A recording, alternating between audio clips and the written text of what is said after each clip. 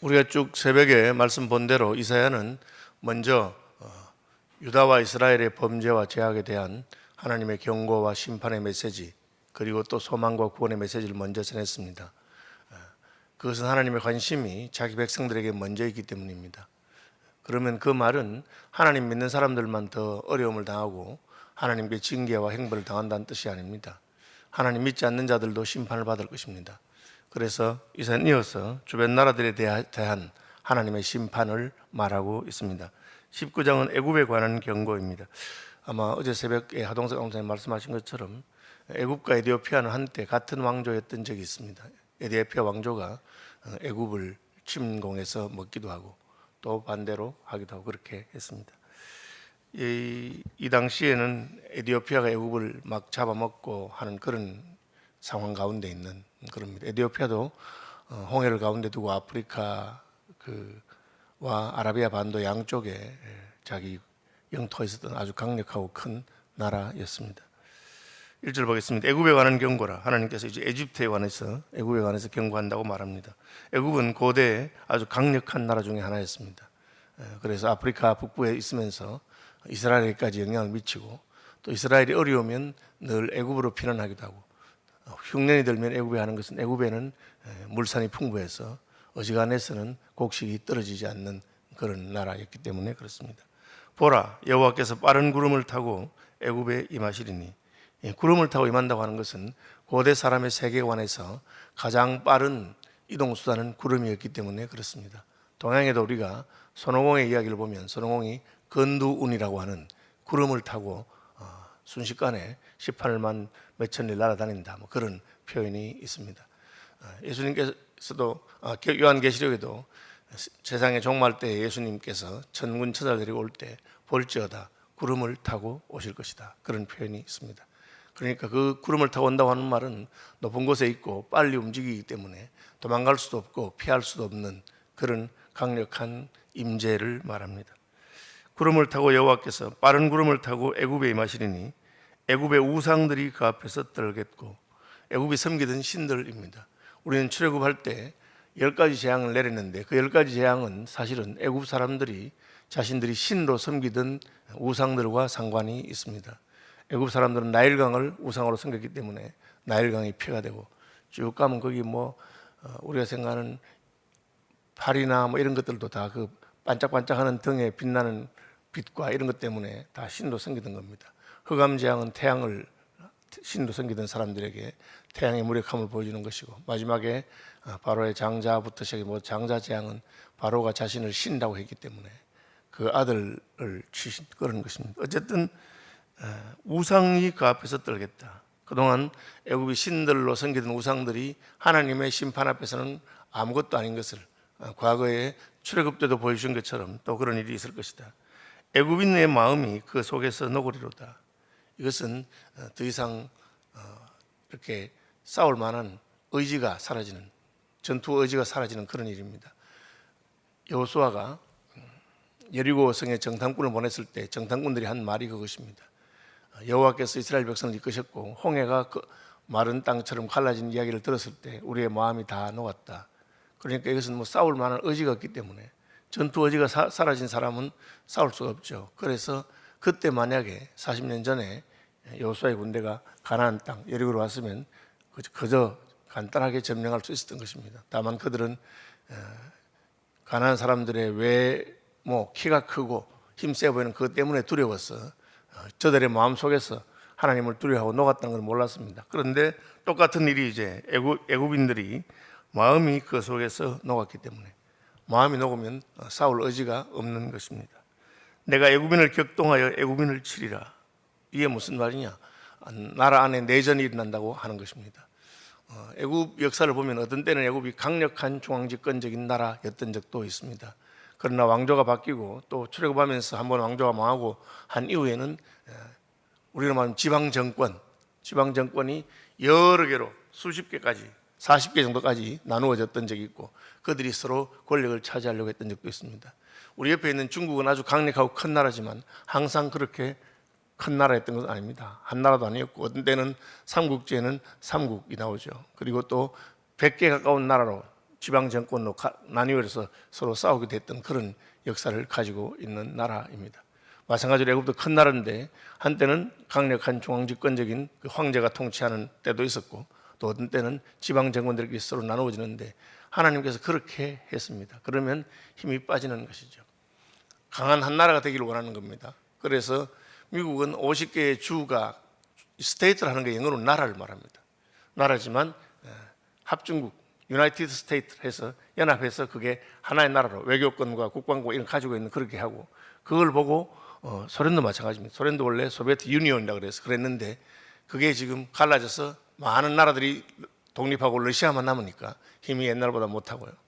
유럽도 그걸 본받아서 우리도 EU라 그래서 유럽 유니온 다 합해서 한 나라처럼 하겠다 그렇게 되는데 그게 갈라지면 힘을 쓰지 못합니다. 분쟁하는 나라는 쓰지 못한다고. 지금 중국이 제일 걱정하는 것 중에 하나가 뭐냐? 중국이 민족별로 분리되는 겁니다.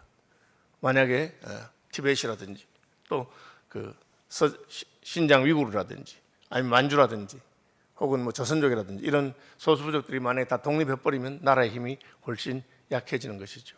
그래서 애굽이 격동하여 애굽인을 치게 된다. 자기들끼리.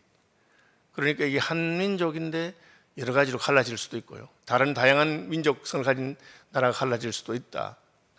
실제로 사사기 시대에 미디안이 기드온이 미디안을 칠 때 있었던 일입니다. 그가 항아리 속에 횃불을 가지고 가서 여호와의 군대라고 기드온의 군대라고 외칠 때 항아리가 깨지면서 횃불이 나타나니까 당황한 미디안 군대가 자기들끼리 서로 싸워서 쳤기 때문에 300명으로서 수만의 미디안 군대를 이기게 되는 것을 말합니다. 나라가 분쟁하면 약합니다. 그래서 하나님께서는 교회에 성령을 보내셔서 성령으로 하여금 하나 되게 하는 것입니다. 늘 우리가 하나 되고 의견이 다를 수 있습니다. 생각이 달라도 그러나 한 마음으로 복음을 위해서 나가는 그 교회가 강한 나라고 서로 간에 나누어지면 아무리 교회가 커도 소양이 없습니다. 저희는 뭐 최근에 한국에서도 몇만 명 모이던 교회가 서로 분쟁하는 바람에 하루아침에 그냥 조그마한 교회 몇 개로 갈라지고 그렇게 교인들은 떠나게 되고 그런 일들을 많이 듣습니다. 그러니까 하나님의 징계가 분쟁에 있습니다. 하나님께서 징계하실 때 마음이 나눠지고 서로 다투고 싸우게 됩니다. 그것을 하나님의 형벌인 줄 알고 회개하고 한 마음이 되고 형제를 사랑해야만 하나님 은혜가 다시 임할 것입니다. 형제가 형제를 치고 이웃을 치고 성읍이 성읍을 치고 나라가 나라를 치는 그런 쪼개지는 일이 있으니까 애굽인의 정신이 그 속에서 쇠약할 것이라. 그들의 이제 정신세계가 무너진다는 겁니다. 그러면 정신이 무너지면 그 나라는 끝장나는 것이죠. 그들이 우상과 마술사와 신접한 자와 요술계획의 무리, 이게 급입니다. 우상, 자기 신도 생겼으니까 우상이 제일 높습니다. 우상한테 가서 막 물어보는 겁니다. 그런데 대답이 없습니다. 그 다음에는 마술사입니다. 제가 마술은 두 가지를 했죠. 오늘 본문에 보니까 마술사와 저 뒤에 요술계획을 하는데 마술사는 귀신을 힘입어서 기적을 행하는 사람들입니다. 요술계획은 일루셔니스트, 사람을 속이는 사람들입니다. 급이 있죠. 마술사. 그 다음에는 기적을 행하지 못해도 신접해서 신적인 어떤 그런 예언을 하고 하는 사람들입니다. 그리고 마지막에는 요술객, 사람을 속이는, 눈속임을 하는 사람들입니다. 어쨌든 이 사람들이 계급대로 애굽인들의 영적인 세계를 지배하고 있던 사람이었습니다. 존재들이었습니다. 그런데 우상이든지 마술사든지 신접자든지 요술객에게 물으면 아무런 대답이 없습니다. 왜? 대답할 수 없죠. 지금 하나님께서 심판하시는데 하나님의 심판이 어떻게 임할지 귀신이 어떻게 알겠습니까? 안들 그것을 막을 길이 있겠습니까? 그리고 우상은 막을 수가 없고 마술객들은 방법이 없으니 속수무책으로 당하는 겁니다. 흉내 낼 수 있겠죠. 모세가 애굽의 바로에게 할 때 처음에 짝대기를 던지니까 지팡이가 되는 흉내를 낼 수 있습니다. 나일강에 피가 되는 것도 자기들 흉내 낼 수 있었습니다. 그러나 점점 세지는데 나중에는 꼼짝 못하고 손을 들 수밖에 없는 것이죠. 내가 애굽인을 잔인한 주인의 손에 붙이니 잔인한 주인은 그 다음에 나오는 포악한 왕이 그들을 다스리라. 주만군의 여호와의 말씀입니다. 여러분, 하나님의 심판 중에 하나는 지도자가 포악해지는 겁니다. 지도자가 백성을 사랑하지 않냐고 포악하게 통치합니다. 그것이 하나님의 심판과 징계입니다. 그런 면에서 우리는 북한이 하나님의 징계를 당한 것으로 볼 수 있습니다. 수천 년, 수십 년, 거의 100년 가까운 동안 김씨 왕조를 하나님으로 섬기니까 하나님께서 그 백성에게 징계가 임했습니다. 지도자가 이상한 짓을 하면 여러분 저 지도자가 미쳤나 그렇게만 생각하지 마시고 우리가 하나님 앞에 회개할 것이 있는가? 왜 지도자가 저렇게 이상한 지도자가 되는가? 우리가 통치하는 자들을 위해서 기도할 이유가 그것입니다. 하나님의 심판이 통치자가 이상해지는 것으로부터 시작됩니다. 애굽의 왕이 잔인해지고 포악하게 그 백성을 다스립니다. 우리는 그 이스라엘이 출애굽할 무렵에 얼마나 잔인했느냐. 그들의 은인이었던 요셉의 후예들을 학대하기 시작하고 일이 너무 고되고 힘들어서 우리에게 집을 좀 더 주시면 안 되겠느냐. 그러니까 이것들이 편하구나 하고는 주던 집도 안 주고 풀뿌리라도 너희가 주워와서 벽돌을 만들라고 벽돌의 숫자를 더 많이 만들고 그렇게 아직까지 덜 당해서 이렇구나 하고 점점 더 잔인하게 눌러서 그냥 백성들이 벌벌 떨도록 하는 그런 것입니다. 주 만군의 여호와의 말씀이니라. 이 말은 선지자가 늘 이 말할 때는 앞으로 그런 일이 일어날 것을 예측하는 예언 정도가 아닙니다. 이것은 하나님의 의지를 보여주는 겁니다. 성경에서 하나님의 말씀은 내가 그렇게 하기로 결심했기 때문에 그렇게 하는 겁니다. 하나님이 한다고 하는데 누가 말리겠느냐 그런 뜻입니다. 단순히 우리는 성경 말씀이 미래에 일어날 어떤 일을 예언하는 그런 것으로 생각해서 되는 것이 아닙니다. 하나님의 의지를 보여줍니다. 내가 그렇게 할 것이다. 내가 너희를 벌하겠다는데 누가 막을 수 있겠느냐 그런 뜻입니다. 바닷물이 없어지겠고 강이 잦아서 마르겠고 이 바닷물은 사실은 그 애굽에서는 나일강이 하류에 가면 아주 넓어지기 때문에 나일강을 바닷물이라고 표현합니다. 얌이라고 하는 것입니다. 그래서 어떤 분들이 뭐 홍해를 얌숲이라 해서 붉은 바다 혹은 갈대의 바다라고 하는데 그 나일강 하류의 그 갈대지대를 그냥 지나간 것이 아니냐 뭐 그런 식으로 말하는 사람들이 있습니다. 물론 그 말은 이어지던 바로의 군대가 나일강에 빠져서 다 죽었다는 것을 설명할 수 없기 때문에 그것은 그때 홍해를 말하는 것인데 어쨌든 큰 강 혹은 큰 호수를 바다처럼 표현한 적이 있습니다. 갈릴리도 호수인데 갈릴리 바다라고 말한 것처럼 여기서 이제 바다라고 하는 것은 일반적으로 나일강을 말합니다. 나일강이 없어지겠고 강이 잦아서 마르겠고 그 주변의 작은 지류들도 다 마른다. 이 강이 마르면 어떻게 되느냐. 애굽의 농사는 중부 아프리카에서 내리는 겨울비, 물론 아프리카에는 우리 같은 추운 겨울은 아닙니다만 겨울비라든지 혹은 또 그보다 밑에 있는 지역에서 내리는 여름비라든지 이런 비가 많이 내려서 애굽에는 비가 안 오는 사막지역입니다. 여러분 아신 대로 이집트가 그렇잖아요. 이집트에 사막이 많습니다. 건조한 지역인데 상류에서 비가 많이 오면서 나일강물이 그 기름진 토양을 실어 나릅니다. 그래서 농사가 잘 되는 지역입니다. 우리가 캘리포니아를 보면 사막성 기후이기 때문에 산불도 잘 나고 캘리포니아에 비가 적습니다. 1년 내내 우산 쓸 필요가 별로 없는 그런 지역입니다. 우리 오픈카 같은 거 많이 타고 다니잖아요. 왜? 비가 잘 안 오기 때문에 그렇습니다. 그러나 그 콜로라도 강물을 막아서 후보댐이라고 하는 큰 댐을 만들어서 물을 공급하니까 농사가 어마어마하게 잘 되는 겁니다. 마찬가지로 애굽도 나일강 때문에 농사가 잘 됩니다. 비는 안 와도 강물이 큰 게 있기 때문에. 그런데 그 강물이 마릅니다. 그럼 끝나는 거죠. 강들에서는 악취가 나겠고 애굽의 강물은 줄어들고 강물이 줄어들면 악취가 납니다. 우리나라도 이 4대강 사업하면서 서로 논쟁이 되는 게 그거잖아요. 수량이 줄어들면 여기가 오염된다. 그래서 수량이 있어야 된다는 주장. 또 한쪽에서는 수량을 적절하게 조절하고 댐을 만들어서 홍수를 통제해야 된다. 뭐 이렇게 서로 주장하는데 어쨌든 강물이 점점점 마르면 나중에는 뻘만 남아서 쓰레기처럼 썩은 냄새가 나게 됩니다. 강들에서는 악취가 나겠고 애굽의 강물은 줄어들고 마름으로 갈대와 부들이 시들겠으며 그 습지에 있는 식물들부터 말라 죽는다는 뜻이죠. 나일 가까운 곳, 나일 언덕의 초장과 나일강 가까운 곡식밭이 다 말라서 난리가 없어질 것이라. 나일강 물이 마르면 애굽의 농사는 끝나는 겁니다. 애굽이 흉내에 드는 것이죠. 그 이야기를 하고 있습니다. 뭐 바닷물이 마르겠나, 무슨 저 나일강이 마르겠나 그렇게 큰 소리 치고 있는 애굽 사람들이 그래? 내가 한다는데 하나님께서 나일 강물을 마르게 하신다. 여러분 이게 참 잘 읽기 힘들죠. 오늘날 그 구소련 지역 지금 그게 카스피해라든지 이런 바다들이 말라가지고 내해죠. 내해인데 그런데 각 나라마다 물을 너무 많이 중간에 섞어버리니까 호수가 말라가지고 거기서 물고기 잡던 사람들은 다 그냥 더 이상 어업을 할 수 없는 그런 지경이 된 것을 우리가 보게 됩니다. 어부들은 단식하며 나일강에 낚시를 던지는 자마다 슬퍼하며 물 위에 그물을 치는 자는 피곤할 것이다. 왜? 더 이상 고기가 없고 물이 말랐으니까. 세마포를 만드는 자와 배 짜는 자들이 수치를 당할 것이다. 애굽은 또 고대에 이런 의류 산업 혹은 직물 산업이 발달한 지역입니다.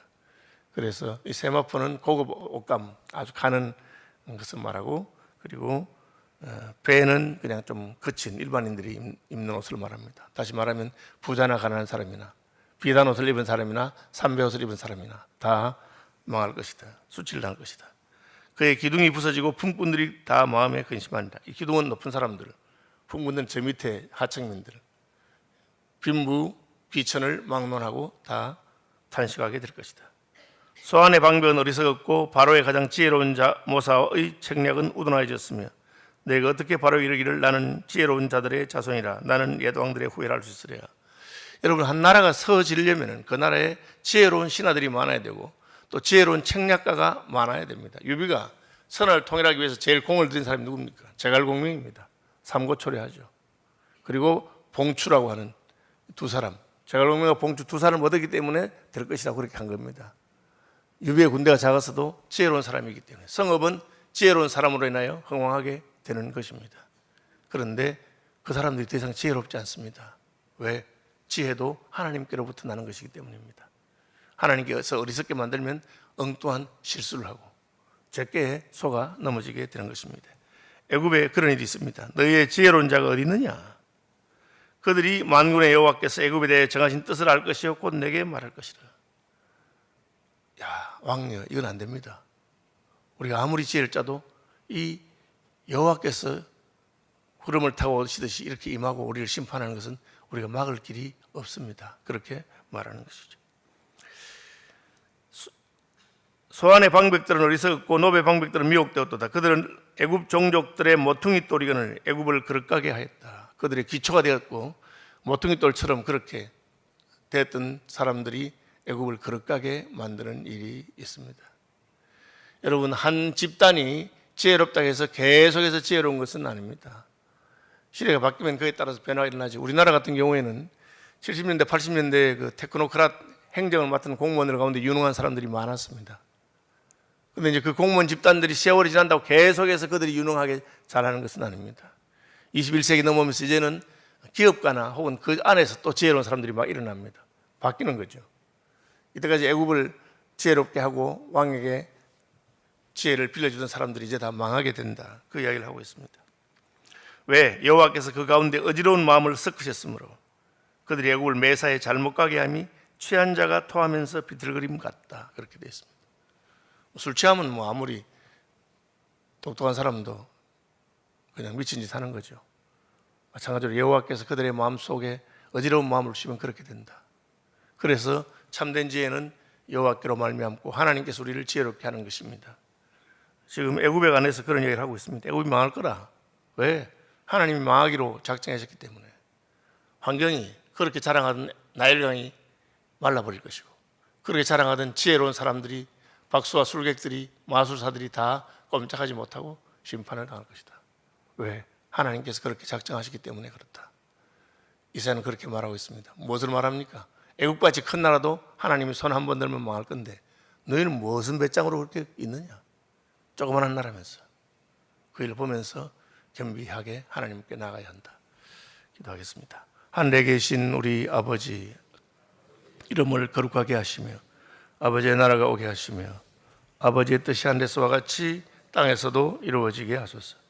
오늘 우리에게 일용할 양식을 주시고 우리가 우리에게 잘못한 사람들을 용서하여 준 것 같이 우리 죄를 용서하여 주시고 우리를 시험에 빠지지 않게 하시고 악에서 구하소서. 나라와 권능과 영광이 영원히 아버지의 것입니다. 아멘.